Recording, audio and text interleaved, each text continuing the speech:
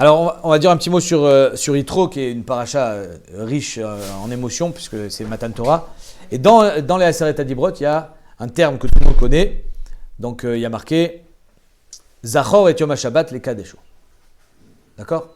Il faut se rappeler du Yom HaShabbat les Kadesho. De là, on est l'Omed, qu'il y a une mitzvah d'être Mekadesh le Shabbat, d'être Me'aneg et Shabbat. C'est tout ce qu'on appelle mitzvat assez dans Shabbat, à savoir pas d'être dans la shmira du Shabbat, de ne pas le transgresser, mais plutôt dans le kiddush à Shabbat. On est d'accord? Dans Vaetranan, il y a marqué Shamor et Shabbat. Ok. Vient Rashi, il nous dit Zachor ve'Shamor bedibur echad ne'emru. Tout le monde connaît cette chanson, Zachor ve'Shamor bedibur echad, etc. Ça fait partie des Zimorot Shabbat. On le sait, on l'a dit des centaines et des milliers de fois, on l'a entendu, et pourtant, on ne s'est peut-être pas toujours posé la question, qui est pour moi une couchée à Tsuma. Parce que Rashi continue. Vechen mechalelea motumat. Il y a marqué que quelqu'un qui a été mechalel Shabbat motumat, ou beyom Shabbat, mais pas Shabbat. Donc on va mettre à mort, mais pas Shabbat. Ou shnekevasim.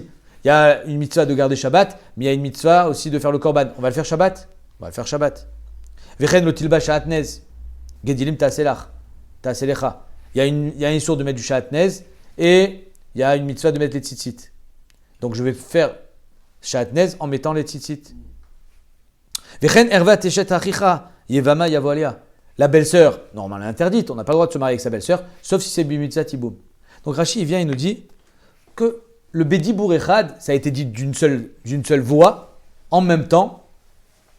Ce que la Gemara dans Rosh Hashanah, Kavzaïn Amud Aleph, qu'on a vu il n'y a pas longtemps, elle dit Davar she'ena pe yechola ledaber ve'ena ozen yechola lishmoa, quelque chose qui n'est pas capable, personne n'est capable de dire deux choses en même temps. Je dis quelque chose, je dis qu'une seule chose. Et Akadosh Baruch Hu, lui, il a dit Zachor ve'Shamor en même temps. Mais c'est pas juste. Et là-bas, la Gemara dit ve'ena ozen yechola lishmoa. On ne peut pas entendre deux choses en même temps. Mais c'est pas juste Zachor ve'Shamor, Rashi dit. C'est aussi qu'on a le droit d'être Mechalel Shabbat au Bet Hamikdash.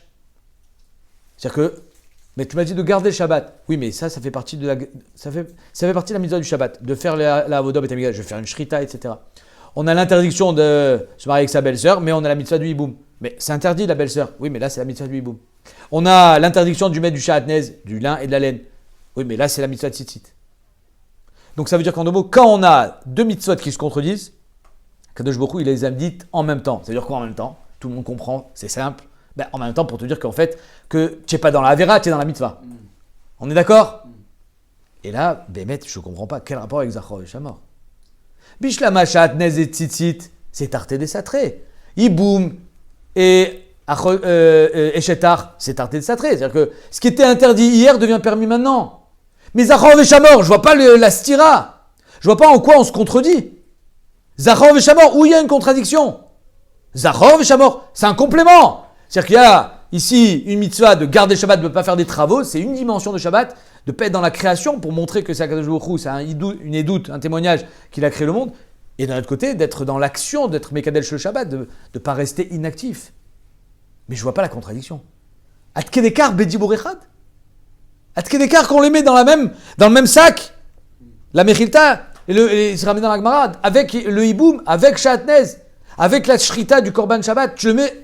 Mais quand je fais le hiboum, je pourrais penser être dans une avera. Quand je mets les sha'atnez, je pourrais penser que je suis dans une avera. Tu dis non, bedibur echad, c'est tzitzit, c'est hiboum, c'est korban. Mais dans Zachor ve'Shamor, comment dans Zachor, je peux penser être dans la avera? Si tu n'as pas Zachor, tu peux pas être lishmoa. Comment? Bravo. À ta matril, à ta marguiche. Mais tu entends la question, elle est énorme. Ouais, bien sûr. Mais la question elle est énorme. Alors pourquoi je voulais vous dire ça parce qu'en fait, c'est exactement, à mes yeux, la réponse, elle se trouve dans le DAF qu'on a fait hier, DAF Tet, Amud Aleph, dans Moed Katan. La Gemara dans DAF Tet, je n'ai pas besoin de vous la lire, vous l'avez vu, vous l'avez entendu, elle nous dit qu'au temps de Shlomo HaMelech, quand ils ont fait Chanukah Tabeit, ils ont mangé à Yom Kippour. Nachon? Pourquoi ils ont mangé à Yom Kippour? Parce que Shlomo HaMelech, il a fait les 7 jours de Chanukah Tabeit au moment, juste avant Sukkot, donc ça tombait au moment du Yom Kippour. Et derrière Hagav, j'ai oublié, mais je vais le faire maintenant, de rappeler hier, d'abord, restons sur Shlomo Ameler. Parce que quand j'en ai parlé à table, ma fille elle m'a dit mais pourquoi il a fait 7 jours de Hanouka Tabaït? C'est une question qu'on ne s'est pas posée. Pourquoi 7 jours? Il ne pouvait pas faire un jour Hanouka Tabaït. Pourquoi 7 jours? C'est vrai, hein. La fois qu'on a payé, Fais un jour. Je comprends qu'on fasse Hanouka Tabaït, mais d'où ça sort ce 7? Et là, Bémet, je lui dis bravo. C'est une très bonne question. Et ça va répondre à une autre question. C'est une question qui répond à une question. Parce qu'en fait, on a vu que d'où est-ce qu'on est arrivé dans la Sougia de Shlomo Ameler? Parce que En Mervin Simcha Besimcha. Mais En Mervin Simcha Besimcha, on avait vu, en tout cas l'Iba des Rav et Kachan Ifsak Halacha, c'est que dans un mariage. Nachon? Alors on te dit, Minalan de En Mervin Simcha Besimcha de Shlomo Ameler. Mais non, quel rapport? C'est pas un mariage là-bas. Comment tu m'amènes une preuve pour le mariage de Shlomo Ameler qui était Hanouka Tabaït? C'est pas un mariage. Tirout? C'était un mariage. Bravo. C'est un mariage. Et c'est pour ça qu'il a fait 7 jours. Parce que c'était chez Abraham. Exactement. C'est pour ça que c'était 7 jours. Vadaï qu'il fallait 7 jours. Ok. Ça, je ferme la parenthèse. Et j'ouvre une nouvelle parenthèse parce qu'il y avait l'histoire avec les deux Talmidim de Rabbi Shimon Bar Yochai qui avaient fait une bracha. C'était dans la Moudbet. Et ça complétera donc le Daftet d'hier. Ils avaient fait une bracha. Ils avaient fait une bracha un peu Beremez. Et on n'avait pas expliqué pourquoi Dafka Beremez. Et alors, d'après le Maram Padava, il dit parce que ceux qui ne savent pas de quoi je parle, il faut écouter le Daftet. C'était Midin Nava. N'oublions pas que c'est les Talmidim de Rajbi. Rabbi Shimon Bar Yochai, celui qui est à Méron, que tout le monde va prier sur son kever. Les Talmidim de Rajbi, ils ont dit nous, on va faire une bracha au fils de Rajbi. C'est pas Shayar. Donc, ils lui ont donné un travail à faire pour que quand il arrive chez son père, ça soit son père qui finalement qui finalise le dibour en bracha. Ça, c'est le premier pshat. Le deuxième pshat, qui est du Marsha, il dit non, mais il ne pouvait pas savoir qu'il n'allait pas comprendre, Rabbi Eliezer. Peut-être qu'il allait comprendre lui-même et qu'il n'allait pas avoir besoin de son père. Donc c'est pour ça que le Marsha, il dit non, c'était Bémet, il voulait le mettre à l'épreuve. Il voulait savoir Ad Kamel était Harif, s'il allait comprendre la finesse des mots.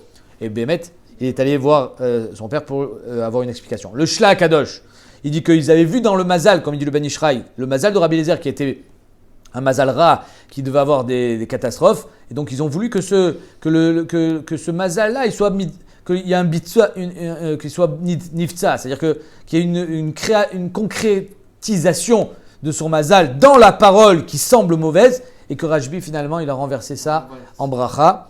Et enfin le Ismach Moshe, lui, il nous dit que la kavana des Talmidim, c'était de chez Loïka Trégou, que de Bachamem, il n'y ait pas de kitrouk sur le fils de Rabbi Shimon Bar Yochai, donc ils l'ont sorti d'une façon un peu mauvaise, mais c'était évidemment avec une bonne kavana. Je ferme la parenthèse et je reviens à Shlomo Ameler. Donc Shlomo Ameler, il fait Yemé Simcha Vemishte pendant 7 jours et ils ont mangé à Yom Kippour. Vekula Mayu Doagim, il y a marqué, ils étaient Doagim. Comment on peut manger à Yom Kippour? Ils avaient fait un kalvachomer, mais est-ce que ce kalvachomer il est bon? Est-ce qu'on avait bémettre le droit de. Ils n'étaient pas tranquilles. Haché Asta Batkol, et la Batkol a dit Kulchem Uzmanim les Chayolabab. Khatam Sofer, on l'a cité, il a dit Mazé Kulchem Kula Mayu Doagim. Quel était leur daga? Si bémet le Rav, et il y avait là-bas le Beddin, le Sanhedrin, ils ont décidé qu'on a le droit de manger à Yom Kippour. Zéou. Almata Doeg. T'as pas besoin d'être doeg. On te dit que c'est moutard, Nekouda. Tu n'as plus besoin de te prendre la tête. Nachon? Ishra Gibouille. Alors il dit le Khatam Sofer qu'en fait, à la base, Shlomo Ameler, il a invité que les Yechidim, que les Tzadikim, ceux qui sont capables de manger à Yom Kippour tout en restant Begeder Yom Kippour, l'Ishma. C'est-à-dire que je ne vais pas manger vraiment. C'est pas vraiment une achila, c'est une achila l'Ishma. C'est quelque chose qui est très difficile à faire. De manger, le corps il est né, le palais, c'est ta personne qui kiffe, tu n'es pas dans l'Ishma. C'est pour ça qu'il fallait avoir une grande madriga. Donc il a invité que les tzadikim, chassidim, ve chachamim. Mais, Khatam Sofer il dit, tout le monde voulait participer à la simcha. Tout le monde a dit, on veut y être nous aussi. C'est de là qu'ils étaient doag. Et c'est ça qu'ils étaient doagim.